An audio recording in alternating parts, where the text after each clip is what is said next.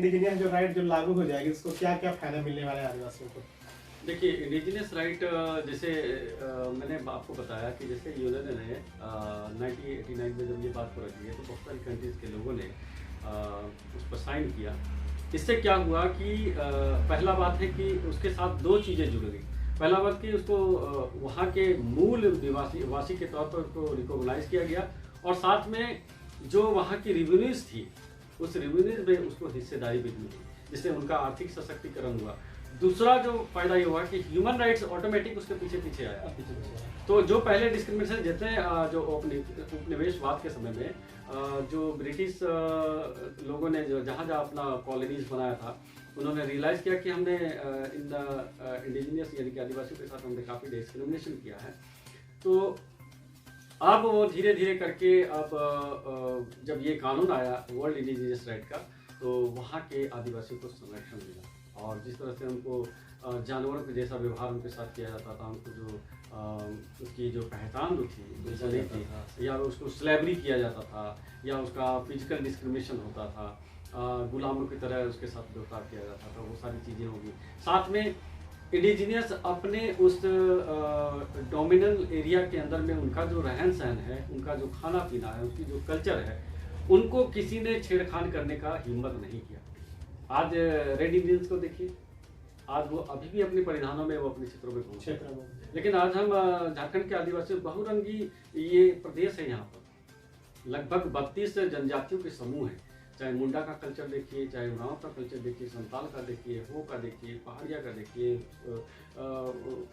आपका असुर जो आदिवासी हैं उनका कल्चर को देखिए, हाँ गोंडी देखिए, भील देखिए, तमाम तरह के जो आदिवासी हैं। तो आज जिस तरह से उनका कल्चरल जो कन्वर्जन हो रहा है, हाँ, वो चीज़ वहाँ पे रुक जाएगी। और भारत में एक बड़ा मूवमेंट चल रहा है आरएसएस के माध्यम, जिसको बोलते हैं हिंदूकरण करना, ठीक है, क्योंकि भारत का सुप्रीम कोर्ट भी कह रहा है कि आदिवासी हिंदू नहीं है, और ये तो 11वीं 12वीं सदी में ये शब्द आया, ठीक है। तो ये जो फर्जी नाम से हम आदिवासियों को जिस प्रकार से पहचान देने की कवायद जो चल रहा भारत में, वो रुक जाएगा। और जो मोहन भागवत जैसे लोग जो कह रहे हैं कि भारत के जो आदिवासी हिंदू हैं वो फिर इस तरह की बातें करने से डरेंगे। दूसरी बात, उनके डोमिनेंट एरिया के अंदर में जिस प्रकार से एनजीओज या कोई भी धार्मिक संगठन जा करके आदिवासियों को जिस तरह से उनको धर्मांतरण करने का कार्य कर रहे हैं, वो रुक जाएगा। चलिए, बहुत बहुत धन्यवाद। आपने इंडिजिनियस राइट के बारे में बताया कि क्या फायदा होगा, क्या नुकसान होगा। आपको धन्यवाद इसी जानकारी के लिए। हमारे अम्बेडकर पार्टी ऑफ इंडिया के दूसरा जिला अध्यक्ष श्री जॉन मुर्मू जी हैं, हम इससे जानेंगे पार्टी की गतिविधि के बारे में। हमारे आप दुमका जिला के अध्यक्ष हैं कि अम्बेडकर पार्टी ऑफ इंडिया के। संताल परगना में 6 जिले आते हैं। किन किन जिलों में आपने अभी तक अपनी पार्टी बना चुकी है? सबसे पहले तो मैं एडपा न्यूज़ के प्रबंधक श्री धीमान भाई उरांव जी को मैं धन्यवाद देता हूं इस रिपोर्ट लेने के लिए। और एपीआई के संबंध में यही कहना चाहूँगा कि मैं दुमका जिला से लेकर पूरे संथाल परगना में हम लोग 1 साल से सक्रिय रूप से कार्य कर रहे हैं, जहाँ की हम लोग का कमेटी साहिबगंज, दुमका और जामताड़ा और लगभग पाकुड़ और गोड्डा भी, देवघर भी कमेटी गठन करने के कार्यशैली चल रही है। दूसरी बात हो गया कि हम लोग पूरे संथाल परगना में हम लोग इस 2024 चुनाव को मद्देनजर रखते हुए हम लोग पूरी सक्रिय रूप से अपने कार्य को तेज कर रहे हैं।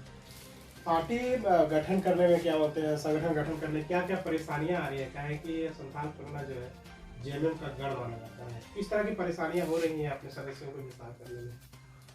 देखिए, हम लोगों को अच्छी तरह से जानते हैं कि हमारे party Ambedkar right party of India ये पॉलिटिक्स ऑफ पॉलिसी नहीं, पॉलिसी ऑफ पॉलिटिक्स काम करती है।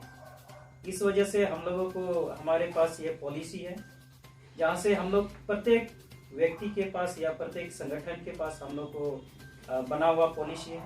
और उस पॉलिसी ऐसे बने हुए हैं कि जहाँ से प्रत्येक समाज किसी भी समाज के लिए अहित नहीं है, बल्कि अहित का नियोजन नीति से लेकर आपका स्थानीय नीति या आपका आदिवासी रिलेटेड, मूलवासी रिलेटेड जो भी पॉलिसीज हैं, जैसे एजुकेशन के सेक्टर में या माइंस के सेक्टर में अच्छी नीति बनी हुई है। और एपीआई अच्छी नीति को लेकर हम लोग जनता के बीच जा रहे हैं और जनता एक्सेप्ट कर रही है। दूसरी बात हो गया, अभी तो फिलहाल हम लोग परेशानी का तो इस वजह से ज़्यादा टाइम हम लोगों को नहीं हुई है, लेकिन फिलहाल की जनता जागरूक हो चुकी है और इस पॉलिसी को समझ रहे हैं कि अब जितने भी यहाँ राजनीतिक पार्टियां कार्य कर रही हैं, जैसे हो गया आपका क्षेत्रीय पार्टी जेएमएम और इसके साथ ही आपका कांग्रेस गठबंधन, भाजपा, आजसू है, आप है, जो भी है, छोटे मोटे तबके के लोग कार्य कर रहे हैं। बड़े पार्टी वो लोग अपने बाजार को, राजनीति को बाजार की तरह इस्तेमाल करते हैं, जहाँ की जनता उसके विकास के नाम पर नहीं, विनाश के लिए पॉलिसी बनाती है। जहाँ आपको जेएमएम का तो परंपरा है कि खाने पिए के बस और वोट ले लेते हैं, लेकिन उसके अनुसार जो यहाँ का संवैधानिक अधिकार, जहाँ की 40 साल से जेएमएम पार्टी यहाँ पूरे संथाल परगना में कार्य कर रही है और पूरे झारखंड में कहा जाए तो, लेकिन अभी तक मैं समझता हूँ कि मतलब एक भी संवैधानिक अधिकार पर बात नहीं किया और उसके अनुसार पॉलिसी बननी थी। जैसे हम लोगों ने आज प्रदर्शन किया है, पैसा कानून 1996 में बना है, लेकिन आपका पैसा नियम अभी तक नहीं बना है, जो 15 नवंबर 2000 को झारखंड अलग किए हुए कितना टाइम हो रहा है, 22 साल हो गया। तो 22 साल होने के बावजूद भी आज बड़े पार्टी बारी बारी से सत्ता का दोहन किया है, सत्ता के चंगुल में अपना बहुत तरह के यहाँ ट्राइबल राइट से लेकर सीएनटी एसपीटी एक्ट का भी उल्लंघन का भी काम किया है। जैसे आपका सरकार में रह करके आपका लैंड पूल वाला पॉलिसी लेके आया, जहां से सीएनटी एक्ट और एसपीटी एक्ट के लिए बहुत हानिकारक है। लेकिन इसके बाद लैंड पूल आया, लेकिन यहाँ के लिए माइंस का भी कोई पॉलिसी नहीं है। लेकिन हमारे API Ambedkar right party of India उसके लिए जितने भी माइंस एरिया है, तो माइंस एरिया के लिए हमारे जो भी है, आप अनुसूचित क्षेत्र बोलते हैं, लेकिन अनुसूचित क्षेत्र के लिए यहाँ के आदिवासियों के लिए एक भी माइंस का प्रॉफिट नहीं है, जहाँ से वो लोग का अपना जमीन का मालिक उसका खुद नहीं बन पाए। बड़े बड़े मल्टीनेशनल कंपनियां हैं, तो उसमें सिर्फ नौकर और चपरासी का ही काम करते हैं। इसलिए हमारे party Ambedkar right party of India जितने भी पॉलिसी बनी है माइंस से रिलेटेड, ये जितने भी माइंस हैं झारखंड के या किसी भी राज्य के, उसके लिए आदिवासियों को या कोई भी हो, अगर उसके खदान, उसके जमीन में माइंस पाया जाए तो उसके लिए उसको 25 से 30% का शेयर होल्डर बनाने का काम करते हैं। दूसरी बात हो गया हम लोग को जैसे पॉलिसी रिलेटेड एजुकेशन, और तीसरा हो गया हम लोग का ह्यूमन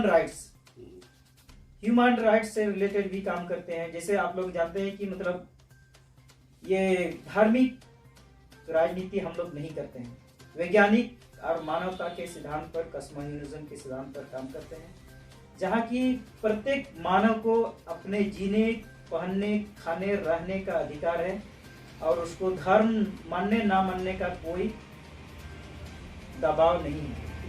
आप देखिएगा कि मतलब अभी बहुत सारे ट्राइबल क्षेत्रों में कोई हिंदू बना रहा है, कोई ईसाई बना रहा है, कोई क्या बना रहा है, लेकिन यही लोग को पकड़ के रखा है कि मतलब इसी को इधर करो, उसी को उधर करो, जबकि उसके लिए क्या अधिकार होना चाहिए, एजुकेशन का, हेल्थ का, क्या लिविंग स्टैंडर्ड होना चाहिए, पर कैपिटा इनकम क्या है, उसके बारे में कोई नहीं सोचता। एजुकेशन पॉलिसी क्या है, हम जब देखते हैं कि स्टूडेंट का स्कॉलरशिप के विषय में भी जब हम जानते हैं कि बहुत सारे जो पॉलिसीज हैं और एजुकेशन न मिलने की वजह से बहुत सारे लड़के लड़कियां जो है स्कूल छोड़ देते हैं, वंचित हो जाते हैं और वो लोग ट्रेनिंग करना चाहते हैं, लेकिन सरकार के पॉलिसी नहीं है। इसके बदले हमारे एपीआई के माध्यम से बहुत अच्छी शिक्षा नीति है, जहां से एक भी ऐसा नौजवान युवक युवतियां बेरोजगार नहीं रहेंगे। जैसे हम लोगों ने किसान के लिए भी अच्छी नीति बनाई है, जहां से किसान को अपने मिडिल क्लास तक प्रत्येक लोग हम लोग लाने का प्रयास कर रहे हैं। इस तरह से अच्छी नीति बनी हुई है और इस नीति को लेकर हम लोग जनता के सामने जा रहे हैं, जहां से जनता धीरे धीरे समझ रही है और विशेष करके युवा लोग समझ रहे हैं और इस संगठन से, पार्टी से हम जोड़ रहे हैं। चलिए, आपको धन्यवाद। आपने बताया कि क्या कह सकते पार्टी की क्या नीति है। अभी बारी बारी से हमने संथाल प्रभारी और झारखंड प्रदेश अध्यक्ष और जिला अध्यक्ष से मैंने बातें की। आपको पता चल गया होगा कि Ambedkar right party of India कौन सी पार्टी है। जैसा आपके हम जिला अध्यक्ष ने सारी चीज़ों को समझाया, मुझे उम्मीद है कि जिला अध्यक्ष के बातों से और संथाल प्रभारी और हमारे प्रदेश अध्यक्ष की बातों से लोगों को जो सवाल मन में घूम रहा था वो सारे जवाब मिल गए होंगे। हमको उम्मीद है कि ये बात सुनकर अधिक से अधिक संख्या में लोग जुड़ेंगे। आज का इंटरव्यू यहीं समाप्त करते हैं। अपने होस्ट और दोस्त रामचंद्र उरांव को विदा दीजिए। इससे पहले कि मेरा आप चैनल देख रहे हैं तो एडपा न्यूज़ पेज को आप फॉलो कीजिए और यूट्यूब चैनल है उसको सब्सक्राइब कीजिए और अधिक से अधिक शेयर कीजिए। हमारे तमाम जो गेस्ट थे हमारे एपीआई के सभी को धन्यवाद। एक बार मेरे चैनल का थोड़ा सा प्रमोशन कर दीजिए। बोलिए, लाइक और सब्सक्राइब। ठीक है, हम बहुत ही अच्छी बात है। हम लोग इस चैनल के माध्यम से आपने इंटरव्यू लिया और जनता के बीच दर्शकों को मैं बता दूं कि ये चैनल जो है एडपा न्यूज़ हमारे समाज का न्यूज़ है और आप लोग इसको शेयर कीजिए, लाइक कीजिए और सभी लोगों तक पहुंचाइए, प्रत्येक जन तक समाज को पहुंचाइए जागरूक करने के लिए। और हम लोग जल्द से जल्द हमारे समाज को आगे बढ़ने के लिए कार्य करते रहे। चलिए, आपको धन्यवाद। आज मेरा इंटरव्यू यहीं समाप्त हुआ। सभी को जोहार।